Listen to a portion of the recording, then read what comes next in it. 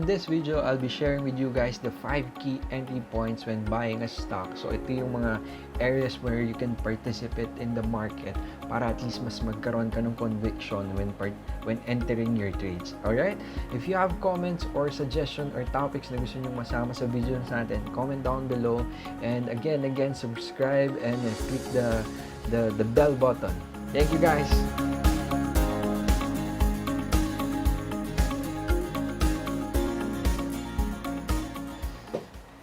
Alright, so in this video, we'll be discussing the 5 key entry points when buying a stock.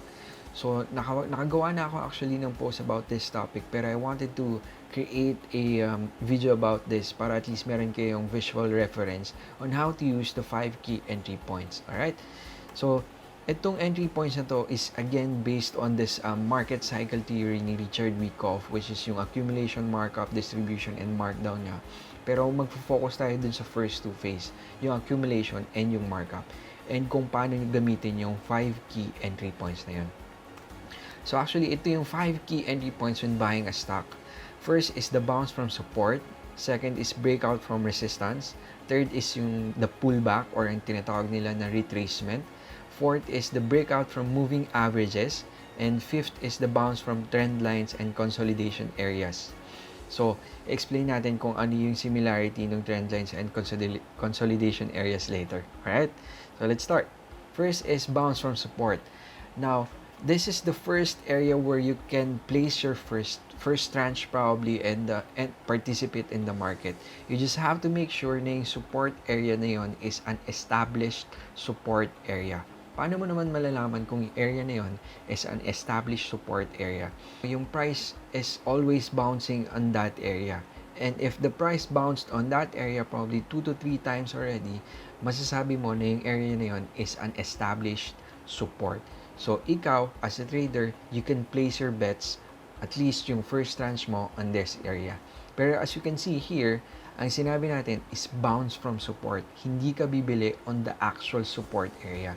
The reason behind that is because you still want to confirm na meron pa ring buying interest on that area. Kaya magda-drive pa rin yung price to a higher level. You just have to take note when buying at the bounce from support, ang initial target mo is the resistance because again, you're still participating in a sideways trend. Right? Next is the breakout from resistance. Breakout from resistance naman, ito yung inaantay ng mga breakout traders like me. And personally, I would participate in the market using this kind of setup. As you can see here, before the breakout, meron siyang trading range na nangyari. Merong sideways trend na nangyari which nagkaroon ng established support and resistance. Nakikita nyo naman, almost 4 times na touch yung support and resistance bago nag-breakout dun sa resistance level. Now, yung breakout from resistance level is, dito ka naman pwedeng mag-add ng position if naka-purchase ka na ng initial position mo dun sa bounce from support. So, itong breakout from resistance, again, ginagamit to ng mga trend-following traders. This is a sign na possibly magkakaroon na ng markup or yung tinatawag nila na uptrend. Alright? Third is the pullback or retracement.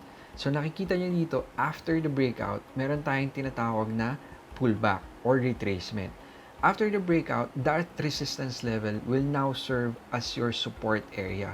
What you want to see is the price bounce from that support area para makita natin, ma-validate natin na meron ng continuation and meron talagang demand higher than dun sa initial resistance level niya. Ibig sabihin, yung buyers are still willing to buy and continue the trend and buy at a higher level or a higher price. Dito mo pwedeng i-place yung third tranche mo, or sometimes yung mga conservative traders or conservative investors, dito pa lang sila nag-place ng first tranche nila. Kasi gusto nila ma-confirm na meron talagang change in direction. Or kung mas conservative ka pa, baka ang placing mo ng first tranche or participating mo sa market is yung breakout ng previous high mo. So, yung point B nung first impulse nung breakout. So, yun pa lang yung breach pa lang nun, dun pa lang nagpa-participate yung medyo mas conservative na trader. Okay? Next is the breakout from moving averages. Now, on this example, ang ginamit dito is EMAs. So, a breakout from moving averages, personally, I use this as an added indicator wherein makikita mo before nag-breakout dun sa moving averages, nag-breakout na rin siya dun sa sideways trend niya. Yung pointing on this first breakout from EMA, nakita mo na merong sideways movement bago nag-breakout dun sa resistance level and nag-breakout na rin dun sa moving averages. So, that is again one sign that there's going to be a change in direction. So, that's how I use the breakout from moving averages. But again, it's an added indicator for me to participate in the market na probably if nagkaroon na siya ng breakout from moving averages na 8, 20, and 90, na magkakaroon na ng change in direction. Alright? Lastly is the bounce from trend lines and consolidation area. Ito, hinuli ko na siya kasi at this level, na-establish na yung uptrend, and if you still want to participate in this issue ng uptrend, continuation ng uptrend niya, ito yung areas that you can wait or you can put your positions in para at least ma-quantify mo pa rin and ma-justify mo pa rin na meron pa rin uptrend na nangyayari and controlled pa rin yung risk mo as a trader. Ito naman yung last is yung breakout ng consolidation area. Using the theory of Richard Wyckoff, nagkakaroon minsan ng reaccumulation stage. And if you still want to add more in your position or you still want to participate in this uptrend, ito yung area na pwede kang magdagdag or mag-participate na. Kasi this confirms na nagko-continue pa rin yung uptrend and meron pa rin potential na magkaroon ng price appreciation. So yun yung limang that's the 5 key entry points that you can use when participating using the Richard Wyckoff market cycle theory. And yun, sa accumulation phase pa lang and the markup, mostly makikita mo yung 5 entry points na yun. Hindi na ako naglagay ng areas of participation sa distribution and sa markdown phase kasi normally medyo mataas na yung market na yun, and gaya nung na-mention ko dun sa unang video, dun na nagkakaroon ng liquidation yung mga investment houses and fund managers, and you don't want to be part of that liquidation. In order for this 5 key points to work, you have to make sure na mo-monitor mo rin yung volume. What you want to see is higher volume on breakouts, number 1, lower selling volume on pullbacks, and lastly, stronger buying or breakout from consolidation areas and trend lines.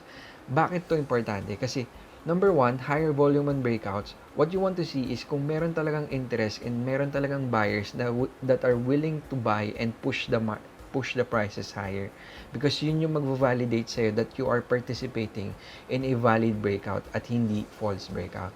Second is lower selling volume on pullbacks.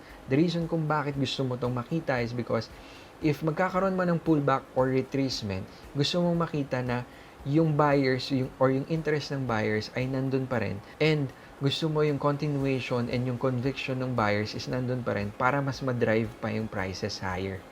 And lastly, stronger buying on the breakout from consolidation areas and trend lines. Bakit naman gusto mo rin ma-monitor to? Because in this area, it's very crucial na meron pa rin participating and meron pa rin buyers that are willing to buy the prices at even at a higher level. Kasi that's the only way for the trend to continue, di ba? Kung meron pa rin buying power and they are still willing to buy at a higher level, magkakaroon pa rin ng price appreciation. Otherwise, magkakaroon ka na ng probably a level wherein papasok na siya sa distribution phase, and yung level na yon is pwedeng area na pwede ka nang mag-liquidate ng position mo and magkaroon na ng profit taking. Alright, so yun lang, and I hope nakatulong tong video na to when it comes to selecting areas where you can participate in the market and add more positions, and sana mas na-enhance nito yung conviction nyo when it comes to trading the markets. Right? Yun lang guys. Maraming salamat and I'll see you guys again. Thank you.